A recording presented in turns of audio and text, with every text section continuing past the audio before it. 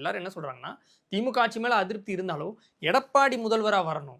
அப்படின்னு நெறைய பேரு உச்சரிக்கிறது இல்ல. மக்கள் மத்தியில எடப்பாடியார் வரணும் அப்படிங்கிற அந்த ஒரு எழுச்சி இல்லன்னு சொல்றாங்க. அது எப்படி இல்லைன்னு சொல்றீங்கன்னு எனக்கு தெரியல. எங்களுடைய கூட்டங்களை வீரபாண்டியில் சமீபத்தில் நடந்த கூட்டத்தையும், அடுத்த ஒரு தினத்துக்குள் கள்ளக்குறிச்சியில் நடந்த மகளிர் பொதுக்கூட்டம் தான் நாங்க சொல்றதெல்லாம்.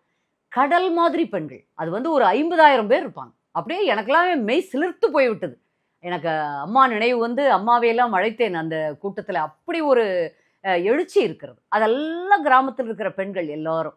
இப்பொழுது 26 நிச்சயமாக அண்ணன் எடப்பாடியார் தலைமையில் அதிமுக தான் ஆட்சி அமைக்கும். தமிழ்நாட்டை காப்பாற்ற வேறு வழியே கிடையாது என்பதை தமிழக மக்கள் உணர்ந்து விட்டார்கள். இரட்டை இலை அதிமுகவை ஆதரிப்பவர்கள் அண்ணன் எடப்பாடியாரைத்தான், எங்கள் பொதுச் செயலாளரைத்தான் ஆதரிக்கிறார்கள் என்பதை நீங்க மனதில் கொள்ளணும்.